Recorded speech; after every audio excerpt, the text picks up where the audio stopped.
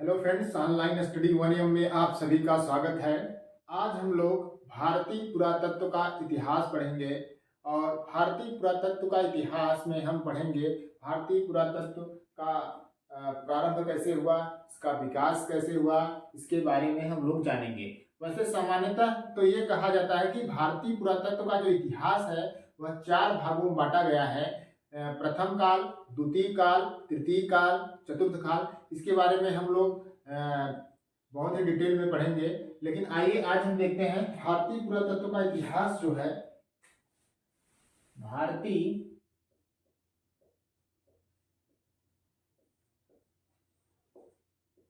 पुरातत्व का इतिहास। देखिए, भारतीय पुरातत्व का जो इतिहास है इसका प्रारंभ कहाँ से होता है। ये प्रथम काल, द्वितीय काल, तृतीय काल, चतुर्थ काल तो बाद में आएगा, लेकिन इसका प्रारंभ कहाँ से होता है। एक विद्वान थे, एक जिनका नाम मिलता है विलियम जोन्स। इनका नाम है विलियम जोन्स। ठीक है, विलियम जोन्स जो थे,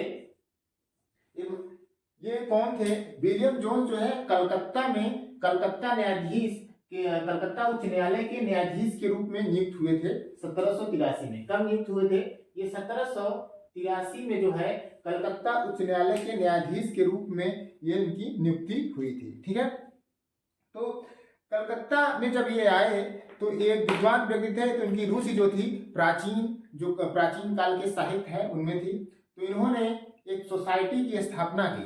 ठीक है, इन्होंने एक सोसाइटी की स्थापना की जिसका नाम था रॉयल एशियाटिक सोसाइटी।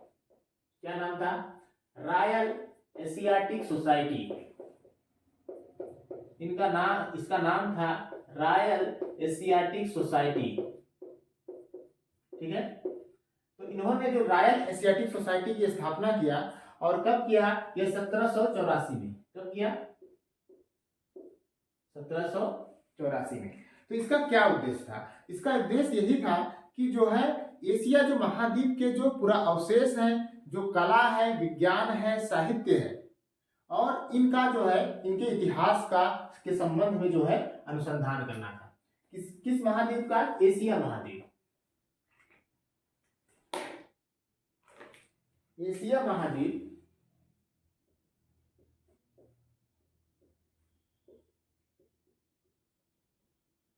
एशिया महाद्वीप तो एशिया महाद्वीप का जो पूरा अवशेष थे, कला, विज्ञान और साहित्य के संबंध में जो प्राचीन काल के साहित्य थे, उनका ये अनुसंधान करना चाहते थे। अनुसंधान के लिए इन्होंने एक सोसाइटी की स्थापना की जिसका नाम था रॉयल एशियाटिक सोसाइटी। ठीक है, तो रॉयल एशियाटिक सोसाइटी जब ये स्थापना हुई तो एशिया महाद्वीप के जो है पुरावशेषों, कलाओं, विज्ञानों और साहित्यों का इन्होंने अध्ययन किया, अनुसंधान किया। अब जब ये अनुसंधान हो जाएगा तो इन अनुसंधानों का किसी पत्रिका में प्रकाशन भी करना है। तो इन्होंने 1788 में, कब? 1788 में जो है इन्होंने एक पत्रिका का प्रकाशन किया जिनका नाम था एशियाटिक रिसर्चेज। एशियाटिक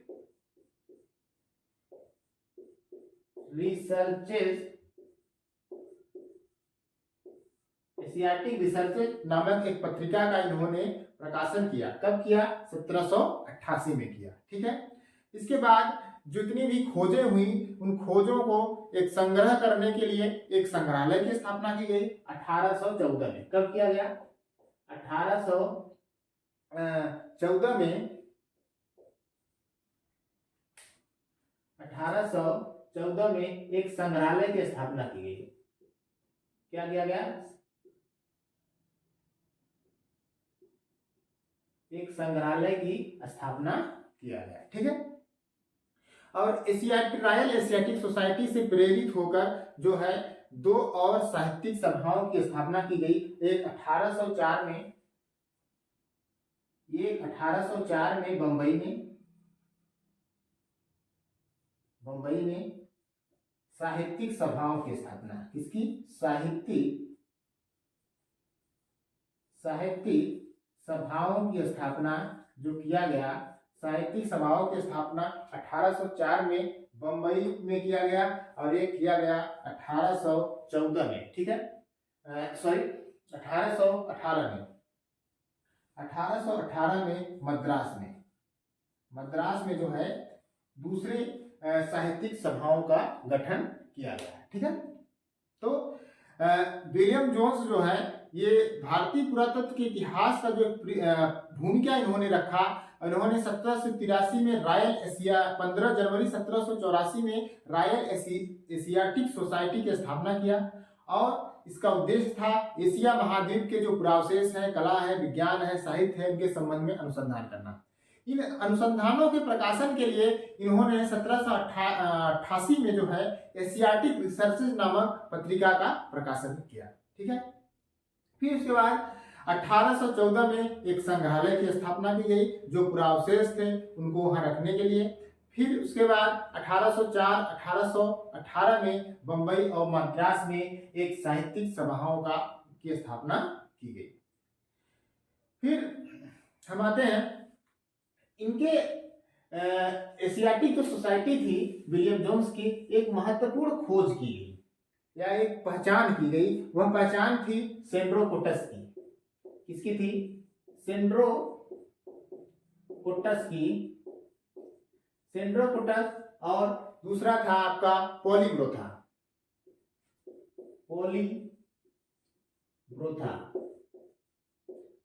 ठीक है, एक था सेंड्रोकोटस की पहचान, दूसरा था पॉलीब्रोथा।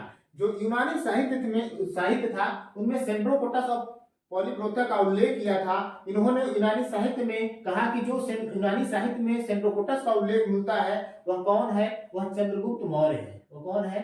चंद्रगुप्त मौर्य है। ये चंद्रगुप्त मौर्य कौन है? मौर्य सम्राट था। और पॉलीब्रोथा क्या था? पॉलीब्रोथा की इन्होंने पहचान किससे की? पाटलिपुत्र से की। किससे किया? इन्होंने पाटलिपुत्र से किया। ठीक है, तो ये विलियम जोन्स की महत्वपूर्ण खोज थी और इन्होंने इसकी पहचान किया। इनके साथ साथ हम आते हैं चार्ल्स विल्किंस थे, इनके सहयोगी थे चार्ल्स विल्किंस। कौन थे? Charles Wilkins.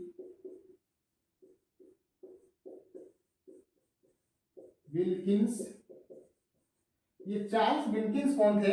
ये चार्ल्स विल्किंस जो थे ये थे जो विलियम जोन्स के सहयोगी थे और इन्होंने जो है गुप्त और कुटील लिपियों का जो है इन्होंने उद्वाचन किया। गुप्त और कुटील लिपियों का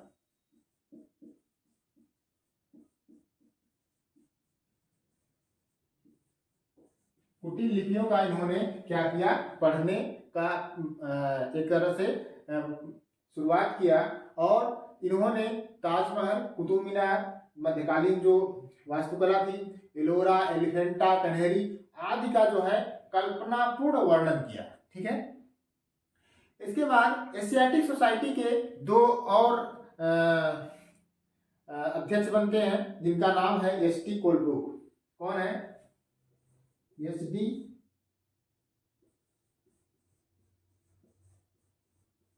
कोलब्रुक। और दूसरे विद्वान हैं आपके एच विल्सन। कौन है? एच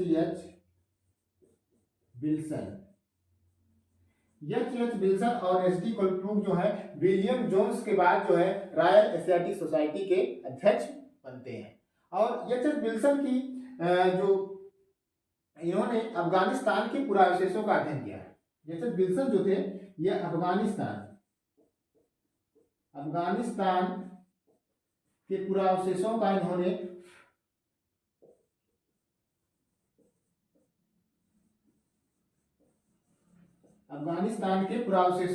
अध्ययन किया। ठीक है, इसके बाद 1800 में आप जानते ही हैं 1800 में मार्किस बेलेजली जो थे उन्होंने फ्रांसिस बुकनन 1800 में जो थे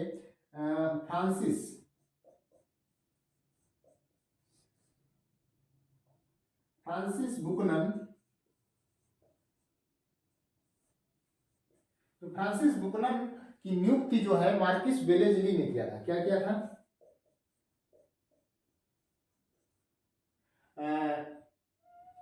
मार्किस मार्क्विस मार्क्विस बेलेजली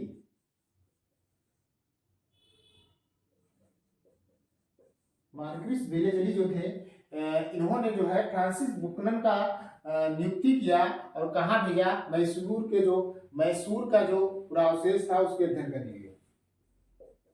मैसूर के पुरावशेषों के अध्ययन के लिए।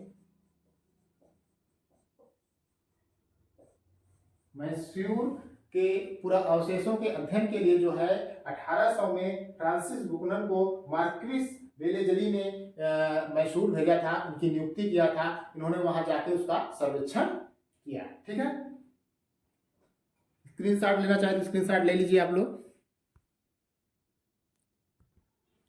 अब हम आगे बढ़ते हैं और इसको हम मिटाते हैं, फिर इसके आगे बढ़ते हैं। एक भारतीय पुरातत्व के इतिहास में जो है एक महत्वपूर्ण विद्वान है जिनका अगर हम नाम न लें तो ये पूरी कहानी अधूरी रह जाएगी, जिनका नाम है जेम्स प्रिंसे।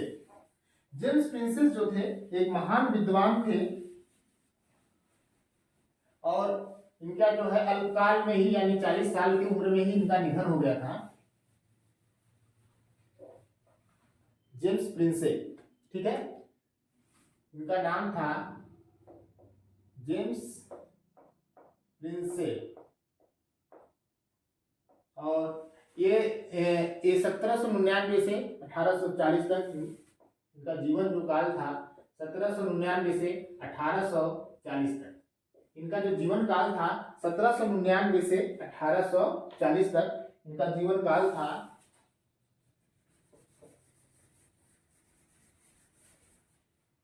और देखिए ये कलकत्ता में टकसाल के अधिकारी थे, यानी जो टकसाल होती थी जहां मुद्रा था, मुद्रा की पहचान करना, और ये वहाँ के अधिकारी थे। इन्होंने जो है 1833 में इनको एशियाटिक सोसाइटी का जो है सचिव नियुक्त किया गया था।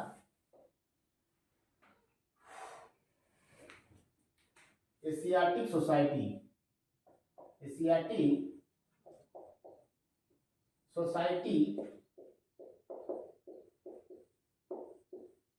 का सचिव नियुक्त किया गया। नहीं, क्या नियुक्त किया गया? इनको सचिव नियुक्त किया गया था। और इनका एक महत्वपूर्ण देन है, वह है ब्राह्मी लिपि का उद्वाचन। ब्राह्मी लिपि का सबसे पहले अगर ब्राह्मी लिपि को किसी ने उद्वाचन किया या पढ़ा तो वह कौन थे? वह थे जेम्स प्रिंसे। जेम्स प्रिंसे जो तो इन्होंने ब्राह्मी लिपि को पढ़ा, और जब ब्राह्मी लिपि को इन्होंने पढ़ा तो एक महान सम्राट प्रियदर्शी के पहचान हो सकी। ठीक है, जो महान सम्राट प्रियदर्शी थे,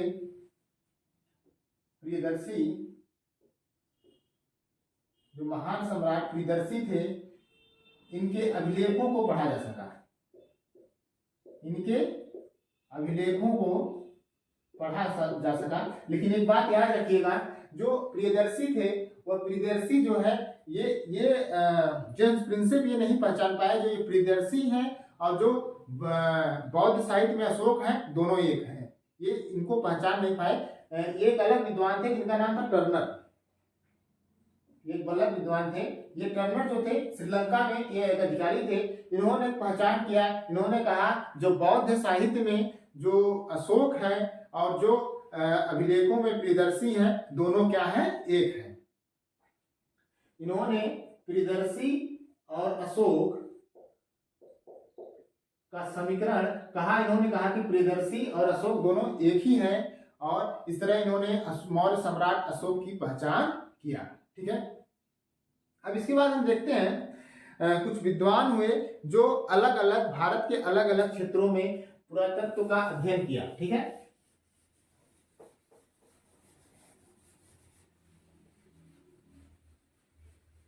विद्वान कौन कौन थे?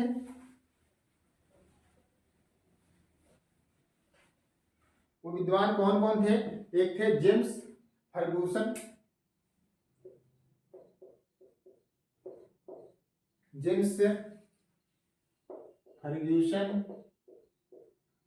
दूसरे विद्वान थे मार्कस किट्टो, मार्कम किट्टो। एक तीसरे विद्वान थे एडवर्ड थॉमस।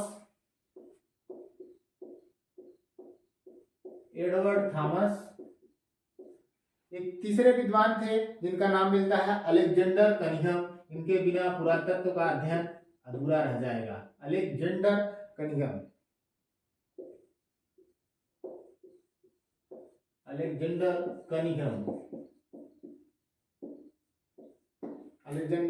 कनिंघम। ये लोग जो ये चारों थे, James Fergusson, Markham किट्टो, Edward Thomas, Alexander Cunningham, ये जो थे ये उत्तर भारत में पुरातत्व संबंधी अनुसंधान किया। ये कहाँ अध्ययन किया पुरातत्व का? इन लोगों ने उत्तर भारत में पुरातत्व का अनुसंधान किया। एक दूसरे विद्वान है जिनका नाम मिलता है वाल्टर इलियट। क्या नाम मिलता है? Walter Elliot. ये कौन विद्वान है? Walter Elliot. इन्होंने कहाँ अध्ययन किया पुरातत्व का? इन्होंने दक्षिण भारत में इन्होंने पुरातत्व का अनुसंधान किया। एक तीसरे विद्वान है जिनका नाम मिलता है कर्नल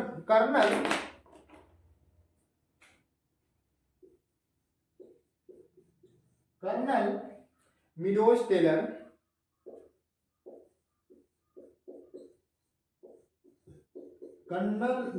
टेलर और भाऊ दाजी।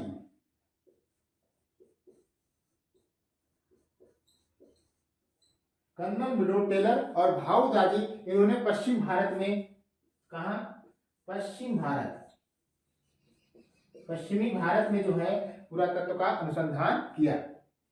हम लोग देख रहे हैं कि पुरातत्व जो पुरातत्व का इतिहास है, जो पुरातत्व का विकास है, कैसे हुआ भारत में, ये हम लोग अभी एक भूमिका के रूप में देखे। किन किन व्यक्तियों ने भारतीय पुरातत्व सर्वेक्षण विभाग की स्थापना के पूर्व व्यक्तिगत प्रयास किया था। ठीक है, तो इनमें थे आपके विलियम जोन्स थे, जेम्स प्रिंसन थे और ढेर सारे विद्वान थे, James Fergusson, Marcus Kittoe, Edward Thomas, Alexander Cunningham, Walter Elliot, colonel Meadows Taylor, Bhau Daji. इन लोगों ने संयुक्त रूप से कुछ पुरातत्व के अनुसंधान के लिए कार्य किया, कुछ नहीं बहुत कुछ अनुसंधान किया और तब जाकर 1861 में कैनिंग के समय जो है भारतीय पुरातत्व सर्वेक्षण विभाग की स्थापना की गई। ठीक है, भारतीय पुरातत्व सर्वेक्षण की जो स्थापना की गई उसके बाद जो है जो अनुसंधान हुए उसके बारे में हम अलग से वीडियो में पढ़ेंगे और उसमें प्रथम काल, द्वितीय काल, तृतीय काल के बारे में डिटेल में पढ़ेंगे।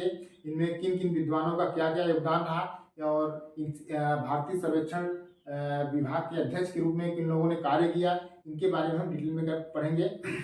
आपको मेरा वीडियो कैसा लगा कमेंट करके जरूर बताइएगा और शेयर सब्सक्राइब करिएगा। Thank you.